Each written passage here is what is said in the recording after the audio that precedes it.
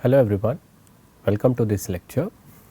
So, in this lecture we will first discuss about information theoretic message authentication codes and its linearity property, and using an information theoretic message authentication code we will see how to construct an information checking protocol. So, we will first consider a simpler case of an honest signer, and then what are the challenges associated with that simpler protocol to deal with a potentially corrupt signer. So, the way information theoretic message authentication code or MAC operates is as follows. So, we will have some finite field over which all the computations are performed, and we can work over the Galois field of size 2 power kappa, and this will guarantee that the error probability of the primitive is at most 2 power minus kappa.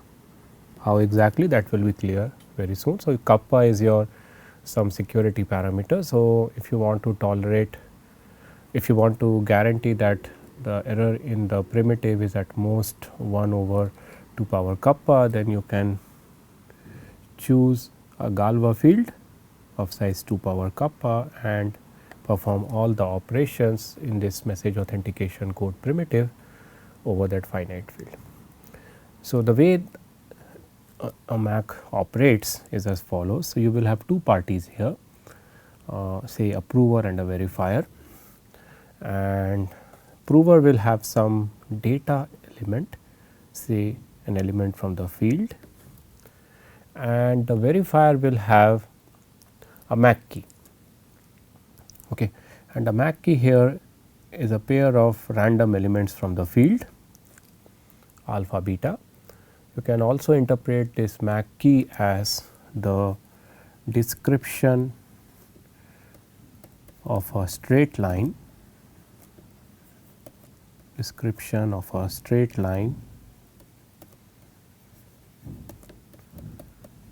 over F, where alpha represents the slope and beta represents the intercept. So, a straight line equation will be of the form y is equal to alpha times x plus beta, where alpha will be the slope and beta will be the intercept. So, alpha beta uniquely determines a straight line here. Now, this prover will have a MAC tag denoted by tau, which will be an authentication of his data S with respect to the key k, and that tag is a point on the straight line, namely the value obtained by substituting x equal to S in this straight line equation, that is a MAC. So, you can interpret here the way this whole computation is performed here is as follows. The whole distribution of information is done is as follows. The straight line equation is with the verifier, but the data is not available with the verifier, whereas key is not available with the prover, and the key in this case is the description of the straight line, but prover rather has a point on that straight line. Okay. So, that is the way data is distributed here. Now, where exactly this message authentication code will be useful? Later on, if prover wants to disclose or reveal its data S and also simultaneously get it verified by the verifier, that means there might be a possibility that the prover is corrupt and he might want to reveal an incorrect data. Okay. The whole purpose of this message authentication code is to prevent a potentially corrupt prover from doing that, and that too when the prover is computationally unbounded. Okay. So, later on if prover wants to reveal the data, it can reveal the data and the corresponding MAC tag, and now the verifier can accept the data revealed by the prover by itself recomputing the MAC tag with respect to the key and comparing it with the tag which the prover has provided. If the tag provided by the prover matches the tag recomputed by the verifier, then the data is accepted, namely the output is 1, otherwise the output is 0. So, that is the way typically an information theoretic MAC operates. Now, let us see the properties achieved by this information theoretic MAC scheme. The first property is the privacy property, and privacy is with respect to an honest prover and a corrupt verifier. So, if the prover is honest, then until and unless the data is revealed to the verifier does not learn anything about the data. Okay. Of course, when the prover reveals the data, the verifier will learn about that data, but till the point the data is not revealed to the verifier, whatever information a corrupt verifier has, it reveals absolutely no information regarding prover's data. This is because what data will be available with the verifier? It will only have the MAC key, and the MAC key here is just a description of the straight line which is independent of the data S held by the prover. So, even if the verifier is computationally unbounded, it will not know what exactly is the data S held by the prover until and unless it is revealed to the verifier. So, that is the privacy property achieved by this primitive. Now, important property which we want here is the unforgeability, and the claim here is that if the prover is corrupt and the verifier is honest, then the probability that a corrupt prover reveals an incorrect data S prime and still the data gets accepted is at most 1 over the field size. Now, assuming this property is true, what will be 1 over field size? 1 over field size will be 1 over 2 power kappa, which is same as 2 power minus kappa, which is a negligible quantity in your security parameter kappa. So, say for instance, if you set k is equal to 100 and you are operating over a Galois field 2 power 100, then the probability that a corrupt prover will be able to forge a tag on an incorrect data and still get it accepted is 1 over 2 power 100, which is a very small quantity. So, of course, you can increase the value of kappa if you want to make the error probability as small as possible. Now, why this claim is correct? So, imagine that a prover is corrupt. If the prover is honest, it will not try to reveal an incorrect data and a MAC tag. It will reveal the correct data, namely S prime will be S and tau prime also will be tau. But we are considering a scenario where the prover is corrupt. So, if the prover is corrupt and suppose it sends an incorrect data and a MAC tag. Now, what is the probability that verifier outputs 1 in this case? The verifier outputs 1 in this case if the new tag, namely tau prime, indeed matches the indeed passes the verification done by the verifier, that is tau prime is same as the tag for the data S prime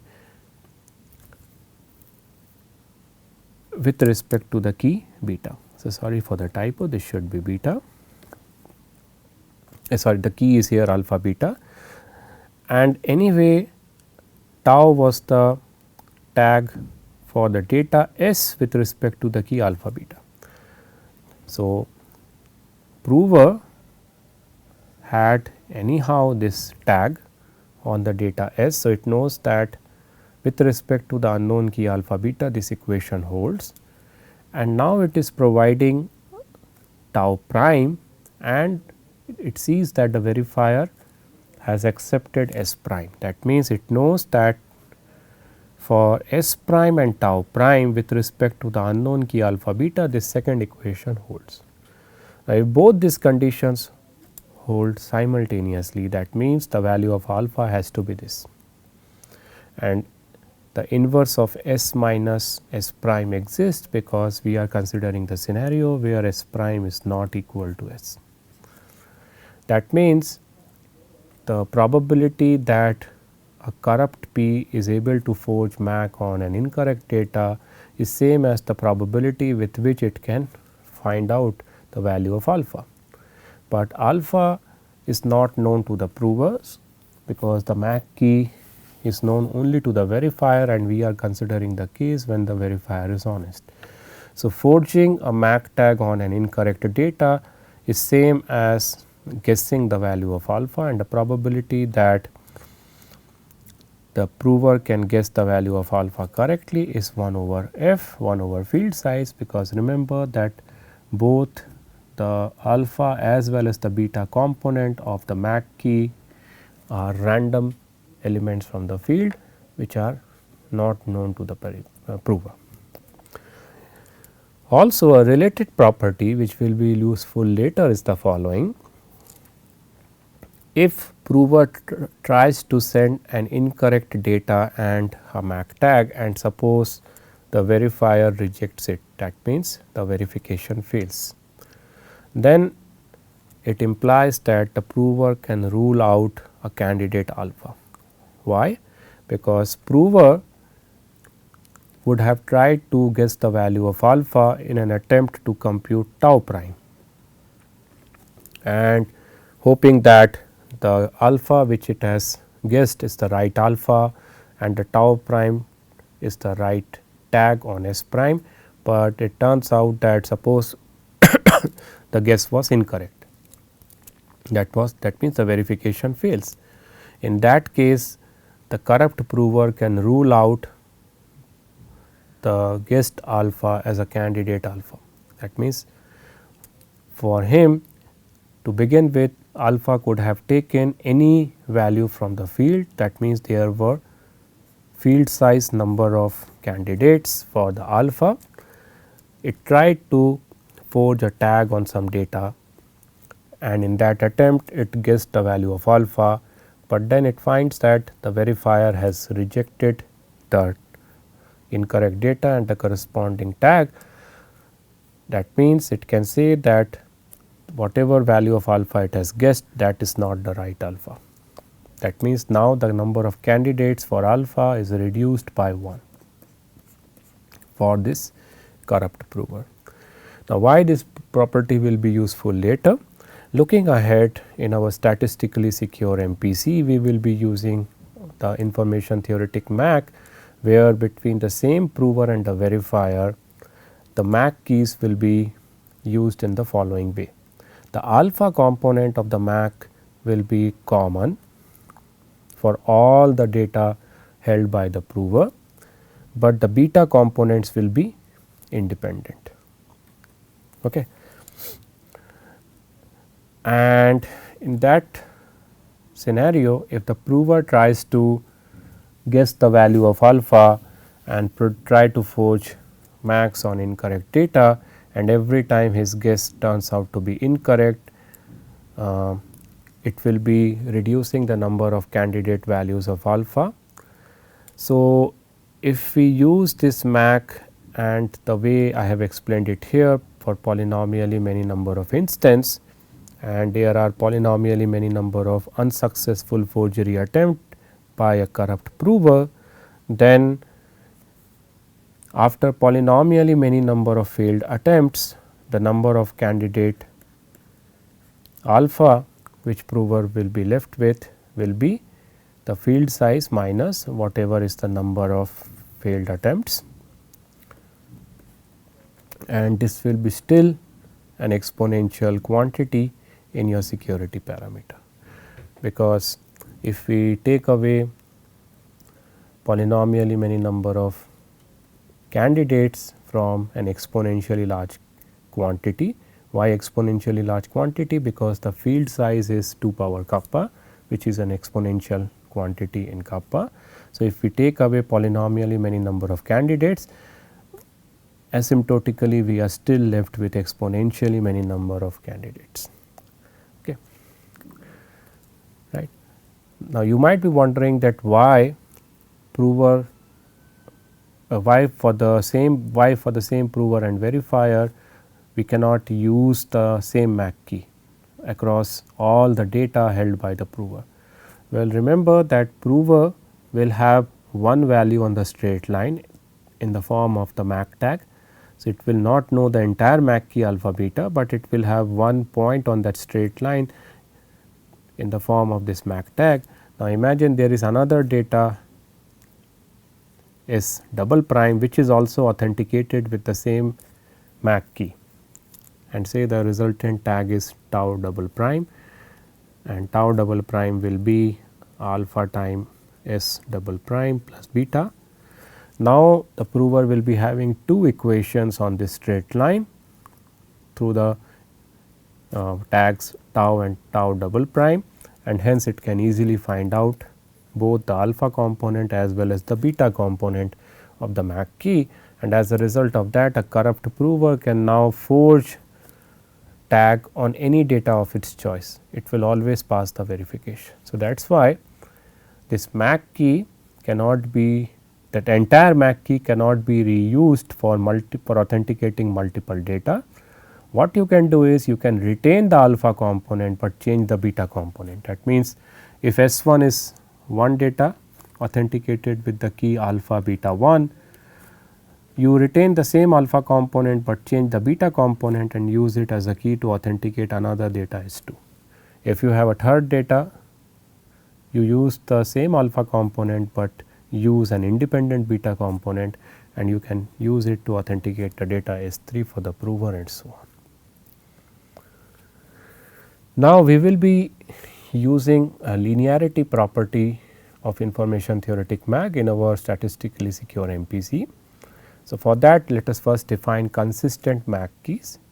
So, imagine you are given two MAC keys K1 and K2, and if they have the same alpha components, then we say that these two keys are consistent MAC keys. Now, let us define few operations on consistent MAC keys. So, if you have two consistent MAC keys, then the sum of those two keys is defined to be a MAC key where the alpha component is the same and the beta component is the sum of the beta components of the individual keys.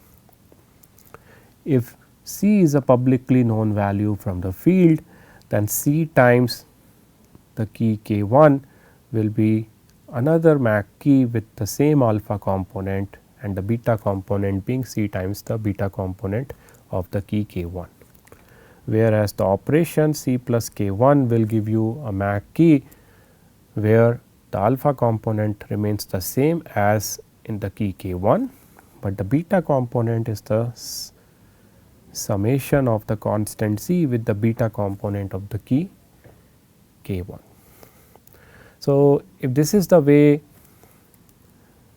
we perform operation on consistent MAC keys, then it turns out that the information-theoretic MAC satisfies a very nice linearity property if consistent keys are used for a pair of prover and a verifier. So, imagine prover has the data S1, S2 and verifier has a pair of consistent MAC keys, and prover has the tags for S1 and S2 with respect to the keys K1 and K2 respectively. Now, suppose prover computes this linear combination of the tags tau 1 and tau 2, then by expanding the value of the two tags and then rearranging the terms, I get that the linear combination of the tags computed by the prover will be this value, and suppose verifier performs this operation on its MAC keys, namely it computes the value C1 times K1 plus C2 times K2. Then as per the definition of operation on consistent MAC keys, the resultant MAC key will have the same alpha component as the alpha component of the keys K1, K2, but the beta component will be C1 times beta 1 plus C2 times beta 2. Mind it, no interaction has happened between prover and verifier. Now, what is the relationship between this linear combination of the tags tau 3 computed by the prover and the key K3 computed by the verifier? It turns out that the tag tau 3 is nothing but an authentication of the data C1 times S1 plus C2 times S2 with respect to the key K3, because if indeed one would like to authenticate the data C1 times S1 plus C2 times S2 treating K3 as the key, then the corresponding tag will be the alpha times data, and data in this case is C1 times S1 plus C2 times S2 plus the beta component of the key, and the beta component of the key is C1 times beta 1 plus C2 times beta 2, and this value is nothing but the linear combination of the tags computed by the prover. So, this shows that if we use consistent MAC keys between every pair of prover and verifier in some higher level protocol, then the MAC keys and tags for any publicly known linear function can be computed without requiring any interaction between the prover and the verifier. And this is a very useful property. Looking ahead, this will be useful in our statistically secure verifiable secret sharing scheme. So, now with information theoretic MAC, let us see how we can proceed to design an information checking protocol, and we will first start with a simple protocol, for the simpler case, assuming that our signer is honest. Remember that it will not be always the case, and our final protocol will also take care of a potentially corrupt signer, but to begin with we assume that we have an honest signer and we are in the setting t less than n over 2. Again, looking ahead, this will be the optimal resilience for statistically secure MPC. So, we have a signer with some data S, we have an intermediary and a set of verifiers. Now, the generation phase of this information checking protocol is as follows. The signer, it will pick n independent MAC keys and it will compute the tag for the data S with respect to each of these keys. To the intermediary, it will give the data and the tags, and that will be considered as the IC signature on the data S given to the intermediary. So, the data S along with the tags, this entire vector is considered as the IC signature.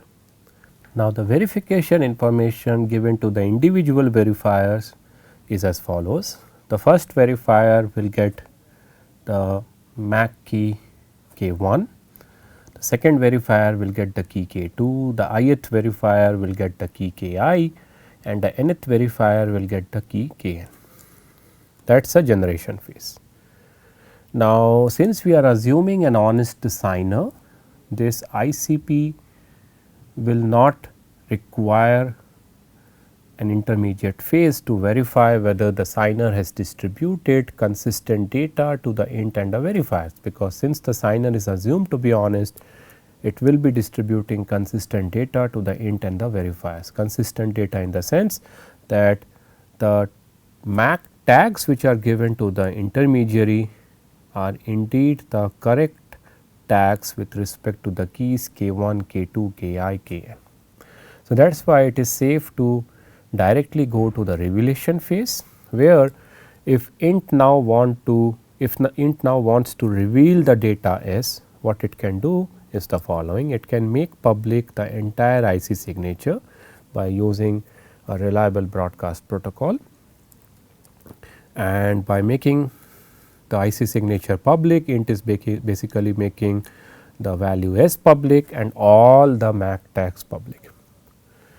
Now, in response, each verifier will do the following. The verifier V1 will only take the first tag from the signature which has been made public by the intermediary, and it will check whether that is a right tag for the data S with respect to its MAC key K1. If it is the case, then it says it broadcasts the value 1 in public, otherwise it broadcasts the value 0. Okay.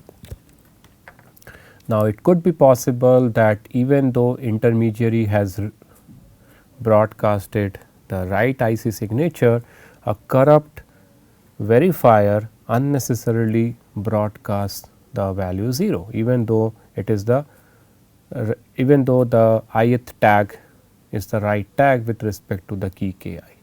So, that is why to finally decide whether the data produced by int should be accepted or not, we check whether t plus 1 MAC tags are verified positively. That means, whether at least t plus 1 parties have broadcasted the value 1 in response to the IC signature made public by the intermediary. If that is the case, then the overall output of the revelation phase is accept, otherwise the output of the revelation phase is reject.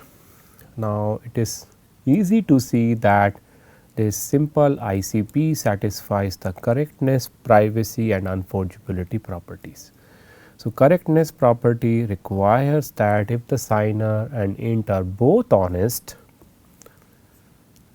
then whatever signed data S intermediary reveals in the revelation phase, it should get accepted, and that holds because there will be at least t plus 1 honest parties, honest verifiers in the system, who will always broadcast 1 in response to the IC signature made public by an honest intermediary.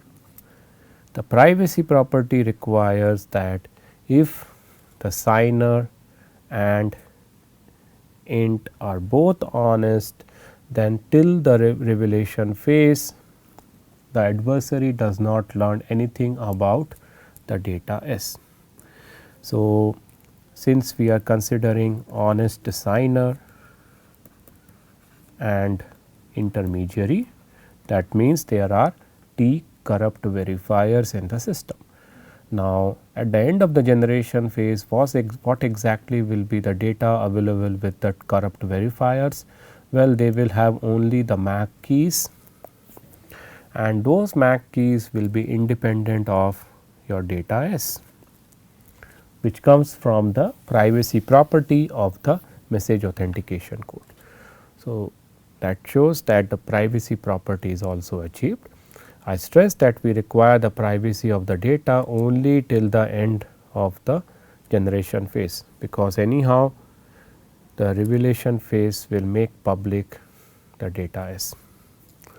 And now, let us see whether the unforgeability property is achieved. For this, we have to consider an honest signer and a corrupt intermediary, and we want to analyze here that what is the probability that a corrupt int is able to forge an incorrect signature on a data S prime, which is different from S, but still it gets accepted. Now, there are t corrupt verifiers in the system,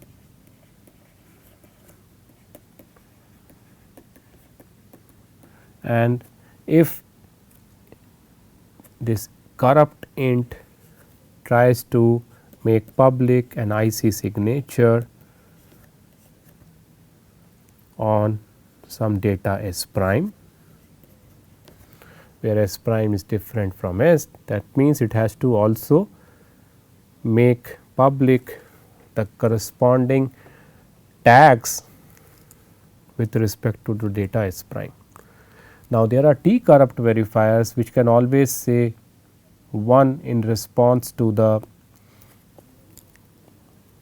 tags which are made public by this corrupt int, but as per the protocol we require at least one honest verifier to say yes or to broadcast 1 in response to the tags which are made public by int.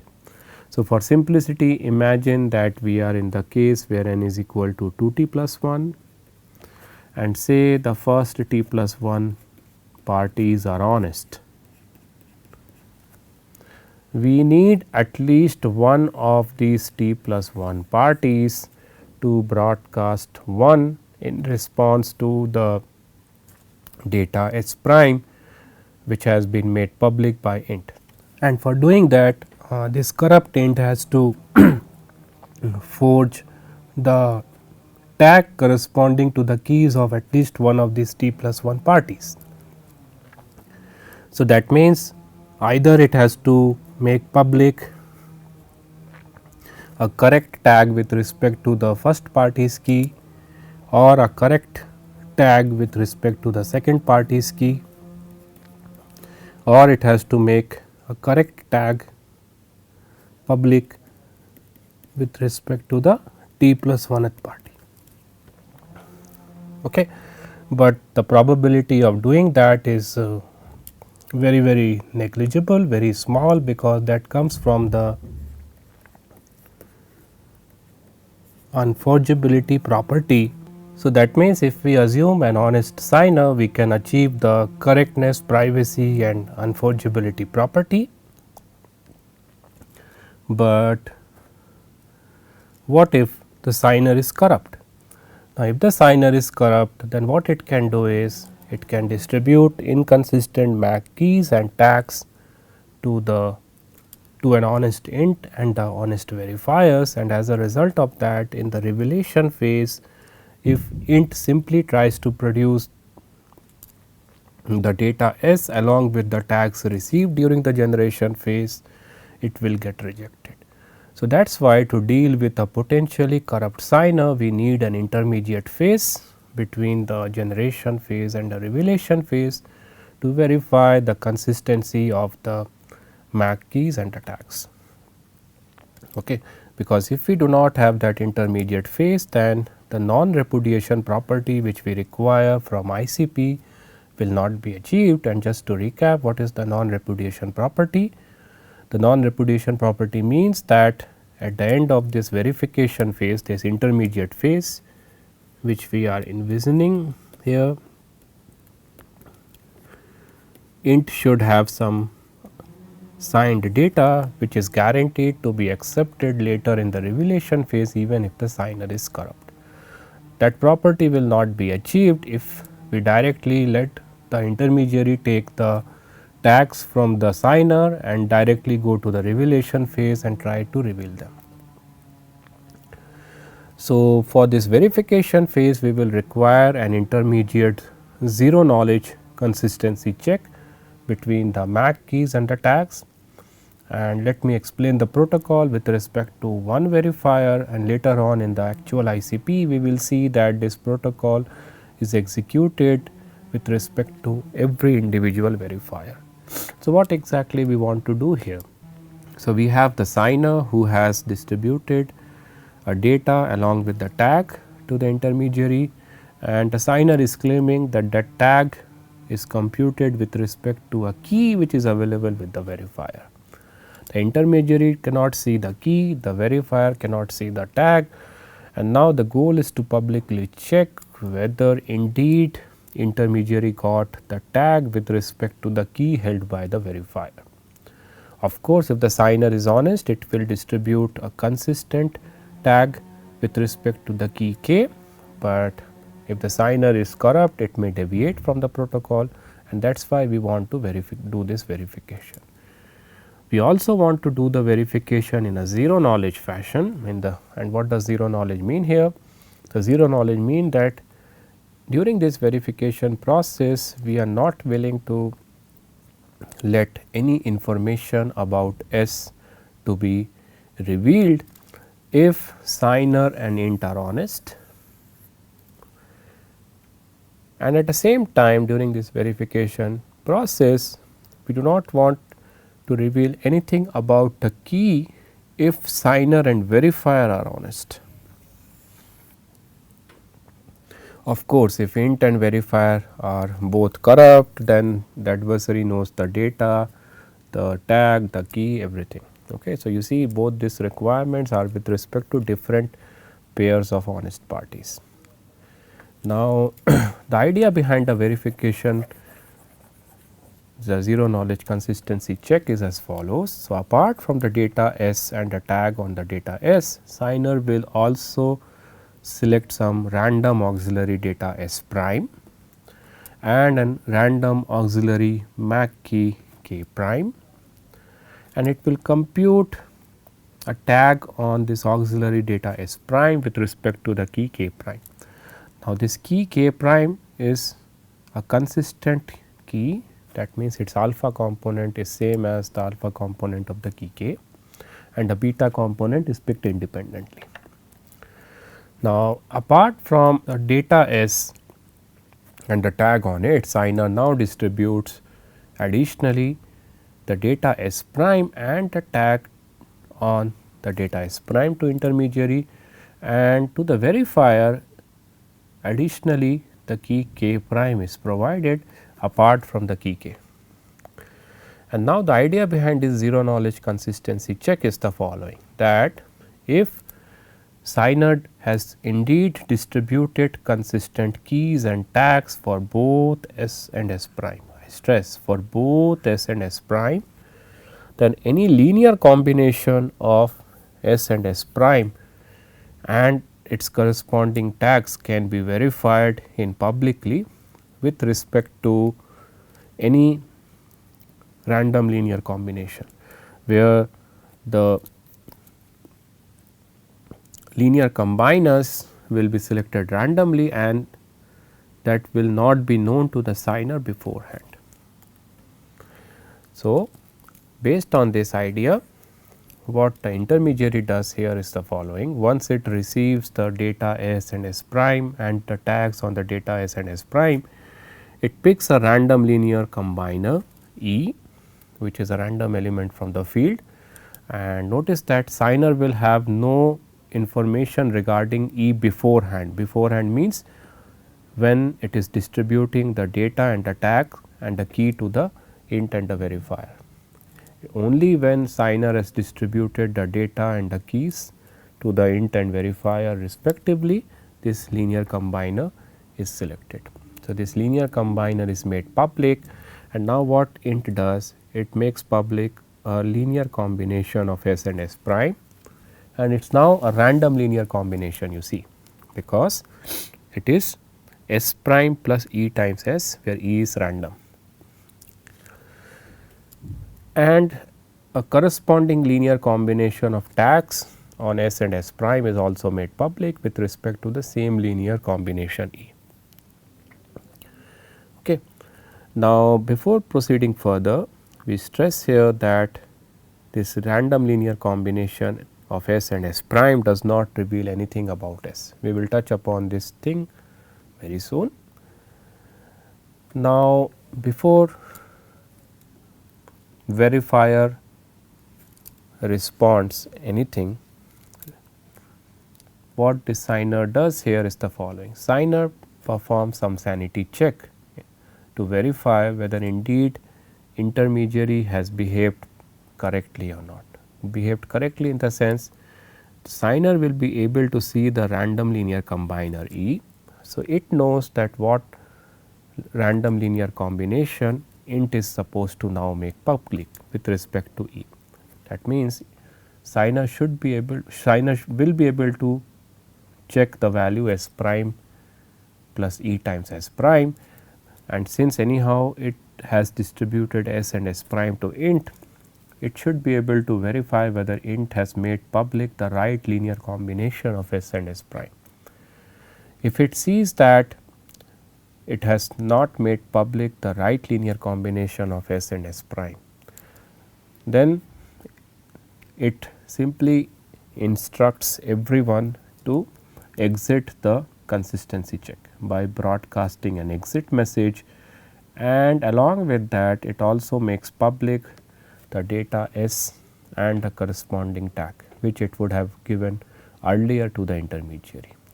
So, there are two possibilities for signer. Either it can say that okay, yes, I am fine with whatever int has broadcasted, that means it has made public the right linear combination of S and S prime, or it can say that no, int is not behaving correctly. So, I do not want to further continue verification.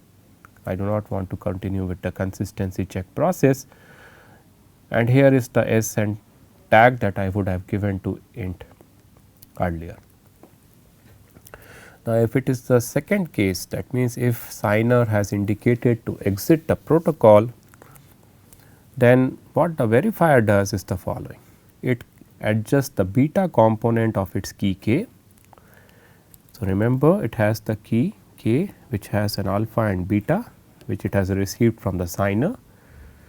What it does is it adjusts the beta component of the key, so that the tag which is now made public by the signer, it becomes the right tag, it becomes the correct tag for the data S which has been now made public with respect to the adjusted key. That means, earlier it has received alpha and beta, and now it now knows our value tau which has been made public by the signer. It keeps the alpha component as it is, and it changes the beta component here in the box, okay, so that the relation tau is equal to alpha times s plus the adjusted beta holds. Okay. So, now there are still some more steps left in this zero knowledge consistency check, but before going into the details of those steps, let us pause here and see whether we have achieved some of the required properties which we expect from this zero knowledge consistency check. If signer and int are both honest, then till now whatever values have been made public, it does not reveal any information about S. What is made public about S? A random linear combination of S and S prime, but S prime is also a random value and known only to int. That means, if verifier is corrupt, it will be able to see the value S prime plus E times S, but and E anyhow will be also now learned by the verifier because E is made public, but since S prime is a random value, this public value S prime plus E times S does not reveal anything about S. That means, the privacy of S is kept intact. On the other hand, if the signer and verifier are honest, then no information about k is revealed to a corrupt int, because nothing about k has been made public till now. Okay. Now, let us continue with the zero knowledge consistency check. So, remember, signer could either make public an OK message in response to whatever linear combination int has made public, or it could have indicated to exit the consistency check. If it has indicated to exit the consistency check, then the protocol would have halted here, but suppose the signer has broadcasted OK. That means, it says fine, whatever linear combination int has made public, it is the right linear combination. Then it is a verifier's turn to check whether the linear combination of tags which has been made public by int is the right tag on this linear combination of the data S prime plus E times S with respect to a MAC key which the verifier can compute. So, the verifier has the keys k prime and k, and it anyhow knows the linear combiner E because that has been made public by int. So, verifier can perform the operations with respect to the consistent MAC keys, and it can compute the key k prime plus E times k, and then it can recompute the tag on the data S prime plus E times S with respect to this key and verify whether it matches the supposedly random linear combination of tags which int has made public. If that verification passes, it says OK in public, sorry, it says accept in public, otherwise it says reject in public. And now in response to verifier, signer has to say whether he is okay with verifier's action or not.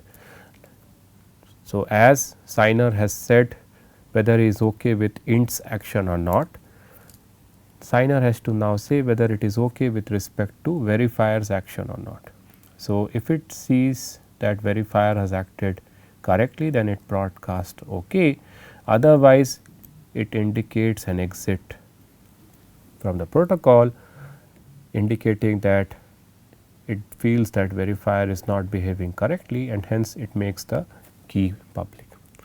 If it makes the key public, then it is now int's turn to adjust the tag that it has obtained earlier from the signer, so that the adjusted or the recomputed tag becomes the right tag with respect to the secret S and the new key k. However, there is a case here that suppose the verifier says reject, that means it finds that the linear combination of the tags made public by int is not the right tag for the linear combination of data with respect to the linear combination of keys, but still signer says okay. That means there is a conflict between what verifier is saying and what signer is saying. Verifier is saying no, the system is inconsistent, but signer is saying no, I am okay with verifier's behavior. If that is the case, then that simply means that the signer is corrupt, because if the signer is corrupt, then if verifier is corrupt, if the signer is honest and if the verifier is corrupt, and if the verifier is unnecessarily accusing the system to be inconsistent, then signer at the first place should have exited the protocol. But since signer has not instructed to exit the protocol, but verifier is saying that the system is inconsistent, that means it is definitely the case that signer is corrupt, and that is why it is safe to discard the signer. And discard the signer means that we now take some default data on the behalf of the signer, default key with respect to the verifier, and default tag for the int. Okay. Now, let us see whether the required properties from the zero knowledge consistency check are achieved. So, again if the signer and int are honest, in this full protocol no information is revealed about S. We had already argued about that with respect to whatever data int makes public, and now verifier does not make anything public regarding the data. So, if signer and int are both honest, the privacy of S is maintained, whereas if signer and verifier are both honest, then signer will never make the key public. That means it will never follow this exit path, and hence no information about the key will be revealed. Now, what is left is to argue that suppose at the end of this zero knowledge consistency check, at no point signer has indicated to exit the system, and say the signer is not discarded, then does it guarantee that the signer has distributed consistent tag and keys to int and verifier? So, that is the important property, and now we are claiming here is that what we are claiming here is that if the signer is corrupt and say it has distributed inconsistent data and tags and inconsistent keys to int and verifier, that means we are considering the case when int and verifier are honest and signer is corrupt, it has distributed inconsistent data, but suppose it is still not discarded. So, what I am claiming here is that if the signer is corrupt and if it has distributed inconsistent data to int and inconsistent keys to verifier, then except with probability 1 over field size, it will be discarded. Okay. That means with very high probability, if the signer is not discarded, then whatever data int has, it is consistent with respect to the keys held by the verifier. So, suppose the signer has distributed inconsistent data, tag and keys, then the only favorable case for a corrupt signer, so that the signer is not discarded, is the following. So, it has distributed inconsistent tags for S and S prime, but suppose the random linear combiner E selected by int is such that overall when verifier checks the random linear combination of tags made public by int, it matches the recomputed tag on the linear combination of data with respect to the linear combination of keys. That is quite possible. If that happens, then it will say accept, and then everyone will believe that signer has distributed consistent information to int and verifier. But now what is the probability that even though the tag on S and S prime are inconsistent with respect to keys k and k prime, but the tag on S prime plus E times S prime becomes consistent with respect to the key k prime plus E k. That will happen if and only if all these three conditions hold simultaneously, and this can happen if and only if the linear combiner E selected by int in this whole system takes this value, and you see E is well defined here because the denominator of E is not 0. And what is the probability that E takes this value? The probability that E takes this value is 1 over field size.